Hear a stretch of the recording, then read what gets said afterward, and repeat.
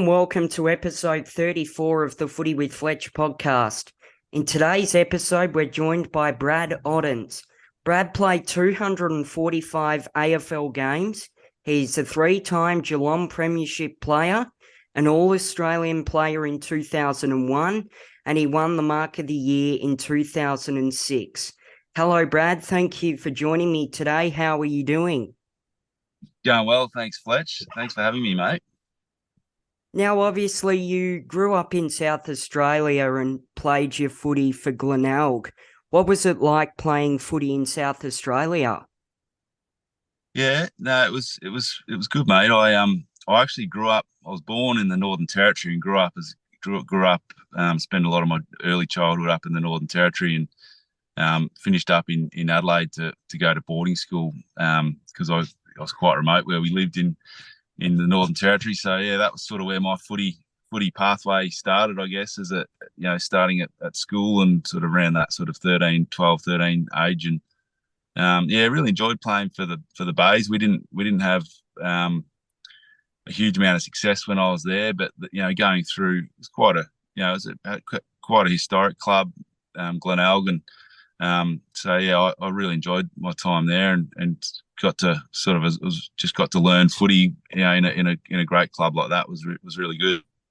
You mentioned you moved from the Northern Territory and went to boarding school in South Australia. As a young kid, that must have been a big move. Yeah, it was. It was quite a, it was a bit of a culture shock for me.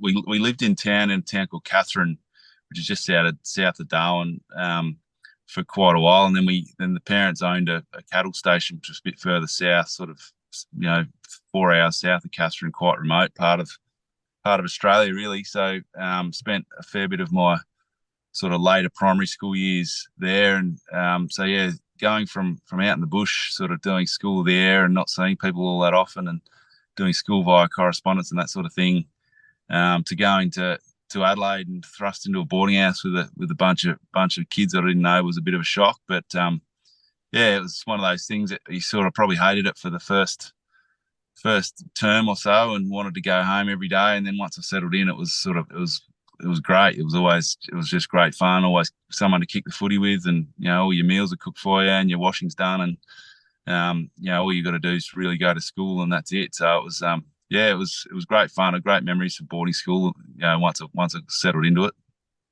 And then you were recruited by Richmond with pick 2 in the 1997 draft. Did you expect to be picked that early up in the draft? Oh yeah, look, by the end of that year, I mean, end of that footy season, I'd had a couple of pretty good years as a junior playing, in rep footy and that sort of thing for South Australia, and I was playing senior footy that year in 1997 for Glenelg, as a 17-year-old, and I was doing okay in amongst my school footy and stuff, and so yeah, I think by the time the draft came around, I probably was, I sort of knew that I was going to get picked up pretty early on. Richmond had spoken pretty closely to them for a while, and so yeah, it was sort of, I knew it was coming, I guess. Probably didn't know what was coming after that. I probably didn't know what to expect, and it was probably another big shock in my life. Once you get drafted and the start of that journey. But yeah, it was an exciting time around that draft time. And for the most part of your time at Richmond, you were coached by the late Danny Frawley. What was it like to be coached by someone who's such a football passionate and they've got footy smarts? Yeah, no, I feel very fortunate to have had Spud in my life for such a long time. As a coach, as you say, he was very passionate and that, but he was also very caring and very nurturing as a coach to me as a young bloke. And for a lot of us young guys, he sort of took a lot of us under his wing, and he and Anita were always very, very accommodating to us, to invite us around their house for dinners, and it was sort of like you're part of their family in a lot of ways. And so that really helped me as a young bloke and definitely helped my footy. And you sort of learn. I think coaches, some of the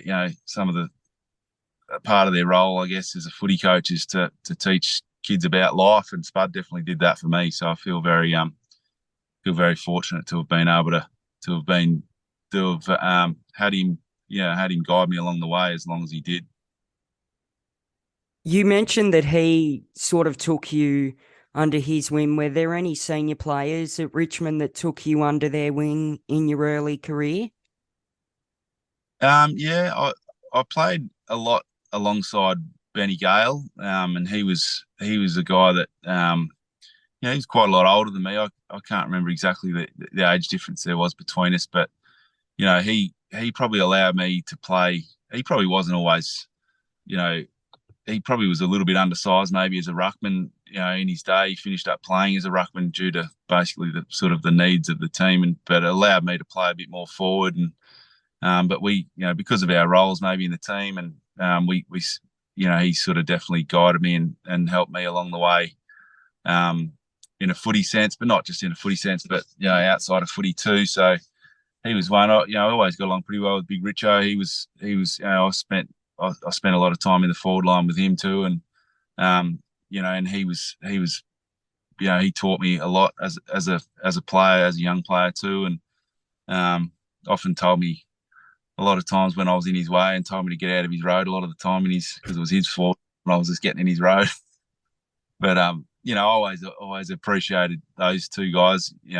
Wayne Campbell was a really good guiding sort of. He was a great leader in those days as a young bloke, and Matty Knights was probably another one who I would probably reflect on was helped me a lot, in those days too. So yeah, I was lucky to have some older guys in my early career that helped me along. You definitely are lucky. What was sort of the reasoning for some people that don't know behind the trade from Richmond to Geelong? I think there was a few reasons. I mean, we we just finished 2004 had wound up. The Tigers had, I think we came last that year, and we'd had a really horrible year. Spud had sort of been sacked with about, I don't know, I was only sort of a month or 6 weeks to go in the season, and to his credit, decided to coach the year out and help the club find a new coach. And so it was a tough year on the field for the club, and for me personally, I was probably a bit of a reflection of that as well. I wasn't setting the world on fire as far as my form was concerned, and I felt like the trajectory of my footy career had probably plateaued a little bit, and I felt like I'd improved really quickly in my early sort of first 3 or 4 years. But I felt like around that time that my footy career probably wasn't really progressing the way I would have hoped it would have. And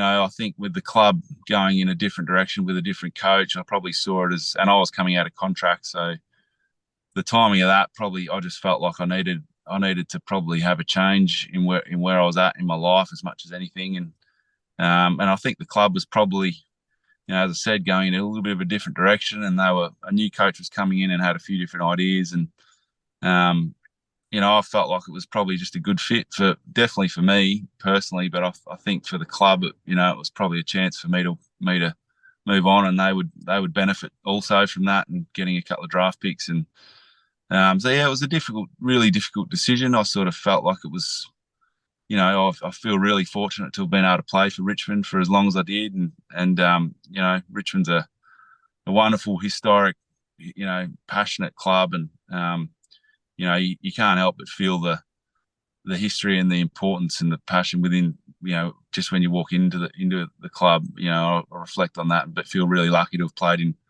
at the G in front of big crowds, and not everyone gets the opportunity to do that. So to walk away from that was tough, but I felt like it was just something I needed to do, and it panned out well for me in the end.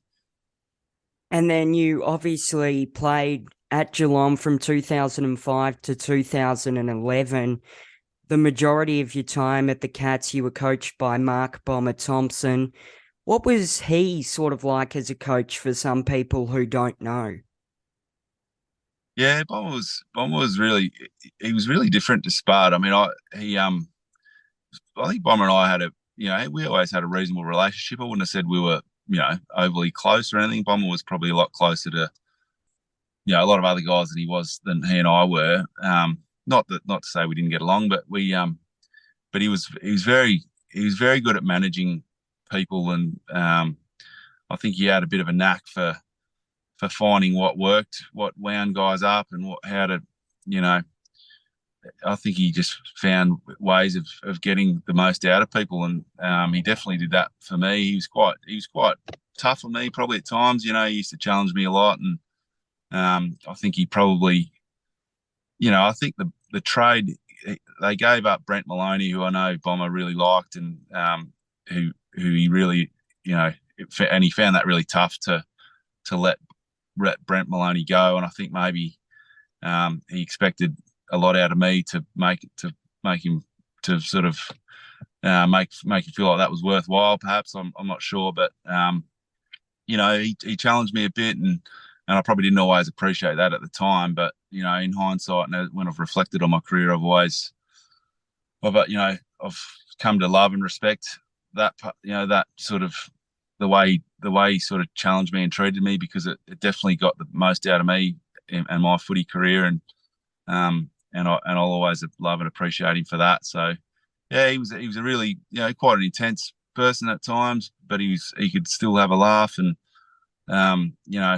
he was amazingly successful coach, and I think that was due to just his ability to manage people and get the best out of people. So I feel really lucky to have been coached by him for such a long time too. He is a fantastic coach, and you're very lucky to be coached by him. In 2006, you won the Mark of the Year award.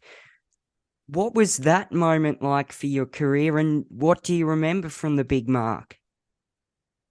Yeah, I remember the night wasn't so great. I'd had about 3 possessions to half time, and Bomber, as I said, could had a tendency to challenge me a fair bit, and he put that on me a little bit and told me to pull my finger out and do something for the game, and so I eventually came out after half time and took that grab. So at least I got something out of the night, I guess. We lost the game, and I hadn't played very well at all, really. But I don't know. I guess it was just one of those.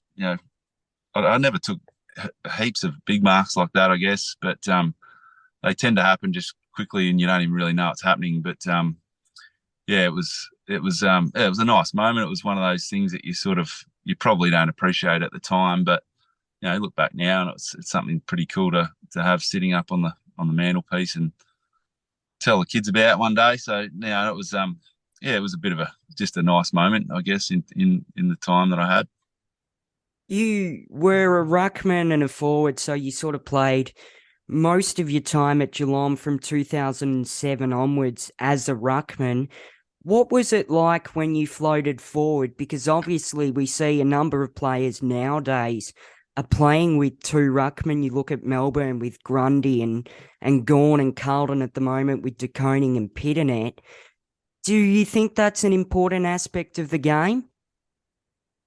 Oh, I think the ruck position sort of seems to have, seems to keep coming back to the same thing. There's still a lot of physicality and a lot of a lot of contests, and the guys still need to be able to, these big guys now have to be able to run, but they still have to be able to have that competitiveness and that physical sort of presence in footy. And it's amazing the way the game sort of keeps coming back to that role. Just, the ruck role has changed a bit, but it's still very similar to what it was probably, my generation, and even before that. It's still very similar expectations of the ruck position. But one thing that does always, it hasn't ever changed is ruckmen that can go forward have become a really important part of a team. And I always felt like that was something that I was quite lucky that I could.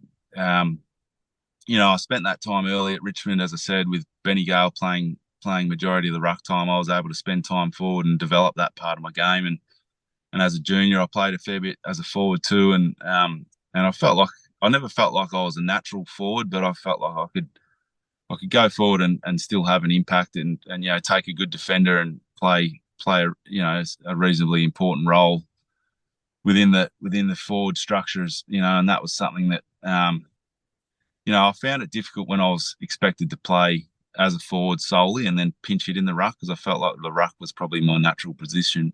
But the ability to be able to go into the up forward and have a player role up there definitely helped help pick me be picked in teams at times when the sole ruck role was probably something that wasn't needed. So yeah, it was something that I always enjoyed going forward. Obviously enjoyed kicking a goal, but what probably didn't feel like it's something that came overly naturally to me, but it was something that definitely helped my career, I think. And at Geelong as well, you got to play in 3 premierships, 2007, 2009 and 2011. Which of those premierships would have been your favourite to play in and why? Oh, it's always a really difficult question to answer. I loved them all for different reasons. The first one was so special because it was so special to the whole club and to the town, and we were there was a huge amount of expectation going into that final series after the year that we'd had, and the history of the club having lost a lot of grand finals throughout the 90s, and just fallen that step short for so many times. You could sort of tell there was a huge amount of expectation. So to get across the line in that one was really special, and you could tell how much it meant to so many people. And the Saints one was a bit of retribution for '08 and the game that everyone expected us to win in '08, and we were beaten by a better team that day. And so I think perhaps if we hadn't have if we hadn't have lost in '08, we may not have won in '09. So that was a really tough, grinding win to beat St Kilda, basically in the last couple of minutes. And so that was really special as well in its own way. But I guess the last one was the one that my last game, and Lingy happened to be retiring at the same time, a good mate of mine, and so yeah, to play your last game in a premiership and to go out against, particularly beating Collingwood, was probably something that was a bit of a soft spot for that one if I was to pick one. But yeah, pretty hard to split them, really. You're very lucky to be a 3-time premiership player. In 2009, over Christmas, you were involved in a speedboating incident up at Echuca. What do you remember from that incident, and what sort of happened on that day? Yeah, it was a pretty nasty accident, really. A lot of people think that I'd been drinking, and it was a result of alcohol or whatever it was. I hadn't drank at all that day. We'd hired a houseboat for Christmas, actually, and I think it was Christmas Eve.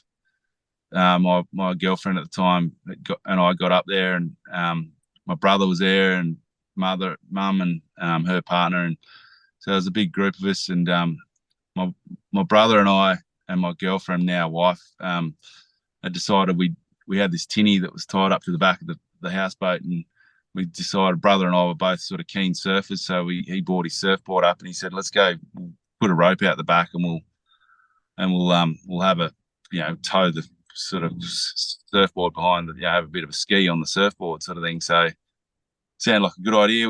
We jumped in, and I was on the surfboard. He was driving the boat. My wife was sort of sitting, looking backwards, watching, to make sure if I fell off or whatever. And it was all going okay. We sort of went up the river for a few hundred meters, whatever, and went to turn around, and whatever reason, the boat sort of tipped up and tilted, and my wife sort of fell out of the boat because I was holding onto the rope. I guess it was sort of tipped the boat up so really, really sharply, and she fell out of the boat. My brother went to help her, and sort of he finished up falling out the other side of the boat. But the problem was the throttle had been left on, and it was spinning around in the middle of the Murray River, and I was on the back of this. I was sort of holding onto this rope on the surfboard, just sort of seeing this boat spinning around right where my brother and wife were, and I sort of I thought the worst and thought the boat was sort of spinning out, getting them, sort of hitting them. And so I sort of paddled over and to try and help get one of them out of the road or whatever. It was sort of all happening pretty quickly, but went to try and turn the motor off and reach into the boat as it went past, and the boat sort of clipped me. And in that same motion, I sort of went into a ball, and the propeller sort of cut along my arm and along my leg, and luckily I was able to sort of paddle away from the boat, and my brother and wife both did the same, and we sort of finished up on the bank while the boat sort of spun itself, around and around into the reeds, and sort of eventually sort of stalled, and so I finished up. Once we'd sort of worked out what had gone on, I sort of looked at my hand, and I had these cuts. So they weren't overly sort of. I wasn't too badly injured. It was just a really freak sort of accident, and I was very really lucky in the end to have probably got away with what I did, because the propeller incidents are usually a lot worse than what I came out with. So it was a bit of a probably inexperience, and just a bit of bad luck as well at the same time. But yeah, one that we were lucky to have all walked away from probably in the end. You were very lucky indeed, and thank you for sharing that story. You were inducted into Geelong's Hall of Fame in 2018. How much does that mean to you? Yeah, that was an amazing honour. I sort of got the phone call from Bobby Gartland, who was a director at the time, and he informed me that the club was going to induct Max Rook and myself into the Hall of Fame, and I think I said to him I wasn't sure whether he'd called the right number, because I didn't really feel like that was something that I didn't feel like I was sure I hadn't met the criteria, the usual criteria for that sort of thing, for the club to, for guys who finish up with that honour. So it was really humbling, and something that I obviously didn't get a huge amount of sort of personal individual sort of awards or whatever throughout my career, but to be individually sort of honoured like that by the club was something really special. And something, and to share it with Rookie was great too. He's a good mate of mine, and we shared that night together, and it was really special. So that's something that I'll cherish for sure. And when I look back on my career over the years. You were a fantastic player, and outside of your playing career, you've held a part-time ruck coach role down at Geelong. What has that role been like for you?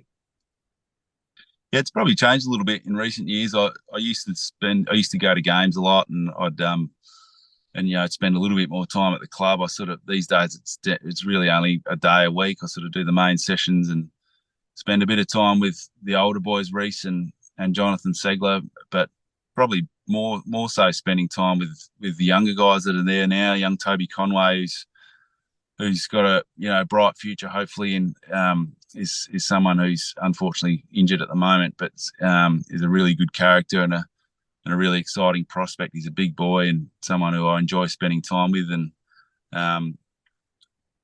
Shannon Neal's another guy who I've spent a bit of time with as well. He's into his third year now, I think, and he's one that I'm enjoying spending time with. So yeah, it's a bit of a mix of roles, I guess. I spend a bit of time with the young guys and spend a bit of time with the older boys, still trying to prepare for the upcoming opponents and that sort of thing. And yeah, it's something I've really enjoyed. It's always great to stay involved a little bit with Geelong and the club that I've loved, come to spend so much time at. And there's a lot of my mates are still working there, so it's nice to go and spend a bit of time and help around the club in a small way. So yeah, I've always enjoyed being involved a little bit. It's a great football club, and they had a fantastic premiership win last year. Do you think that they can win back-to-back premierships this year, given that they've got such a great list? Yeah, I think so, mate. I think obviously the start has been a bit slower than we all would have hoped, but there's a couple of pretty significant injuries right at the moment, with probably the key backs are all probably the standout in that injury list. So like it's probably going to be, it's only early on. It's a long year, so I don't think anyone's getting too caught up in the first two rounds of the year. But yeah, I think they've definitely still got the firepower there. There's still talent spread right across the list, and the way they play is still going to be really hard to beat when they get it right and when they do it well. And I think there's definitely some teams that are going to have improved, and we've probably seen that already in the short space of one round and one game, up until now. But there's going to be some teams coming after them, and that's the beauty of the competition, is that it evens itself out pretty quickly. And teams that are up, Geelong's been up for a long time, and teams have coming after them, and that's the way. You wouldn't expect anything less. So it's it's a tough little start for them, but I think there's definitely enough talent and firepower there for them to be around the mark again this year. So I'll be interested to see how the season plays out. And outside of football, you've got a business, O Design. Can you tell me a little bit about O Design and how that all came about? Yeah, I'm a furniture maker, so I always had a bit of a passion for I guess timber work, really woodwork and stuff at school. And I was always a bit I was probably never a great academic, but I was always enjoyed working with my hands and building things and mucking around. And that was something that I did a bit at school. And I probably didn't do it much throughout my footy career. I never really followed the passion really during my footy career until the last couple of years, and sort of started working out better try and find something else to do with myself once footy was going to wind itself down. And so yeah, I started a joinery trade here in Geelong, and really enjoyed it. And loved spending my days off just sort of in trade school doing a bit of woodwork, and worked with a local cabinet maker for a bit. And yeah, I just really, I guess it's something that was a bit of a passion outside of footy, and something that was a bit different. And that was something I've just sort of followed up, and sort of enjoyed, following that passion, and the business has come about as a result. So yeah, in the process of setting up an online store at the moment, and so that'll be exciting, and sort of set, the business sort of just ticks along. It's just me. I'm self-employed, so yeah, it's something that I've just sort of followed a bit of a passion, really, and it's led down this path, which is good. I've enjoyed it. It's awesome to see you following your passion, doing that. Thank you very much, Brad, for joining me today on the podcast. It was great to talk to you. Good on you, Fletch. Thanks for having me, mate. All the best.